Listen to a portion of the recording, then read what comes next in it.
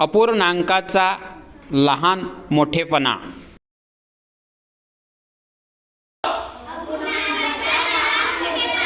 आता बघा, ज्यांचा छेद समान असेल, काय समान असेल? छेद समान. जसं अपूर्णांक लिहिलं मी 4/3 आणि 5/3. काय लिहिलं रे? 4/3 आणि 5/3. आणि या दोन्ही अपूर्णांकामध्ये कोणता अपूर्णांक लहान आहे, कोणता अपूर्णांक मोठा आहे हे ठरवायचं असेल तर याच्यामध्ये बघा छेद सारखा आहे. काय छेद सारखा? मग ज्या अपूर्णांकामध्ये छेद सारखा असेल तर त्यांचा अंश बघायचा. कोणता अंश मोठा आहे? 5. कोणता अंश?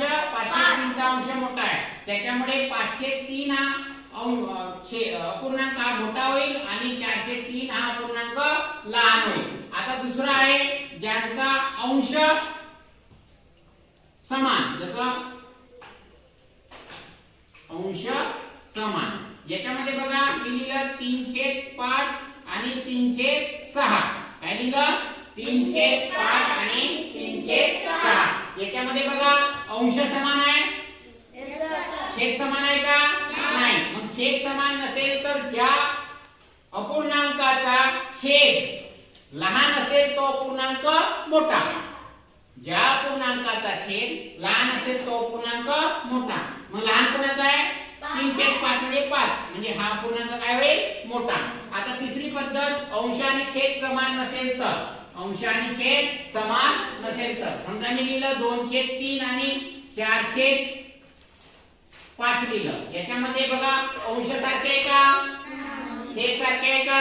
नाही. मग आपल्याला काय करावं लागेल? पहिला अपूर्णांक जसंच तसं लिहायचं. दुसऱ्या अपूर्णांकाचा छेद किती आहे? 5. याला गुणाकार करून टाकायचं. झालं? त्याच प्रकारे दुसरा अपूर्णांक जसंच तसं लिहायचं. किती आहे? 4/5. आणि पहिल्या अपूर्णांकाचा छेद किती आहे? 3. याला गुणाकार करून टाकायचं. केलं? आता बघा 2×5 10, 3×5 15. इकडे बघा 4×3 5×3 15. आता बघा छेद सारखे झाले. ज्यांचे छेद सारखे आहेत त्यांना अंश बघा. याचा अंश किती आहे? 10. याचा किती आहे? मग मोठा कोण होईल? 12/15.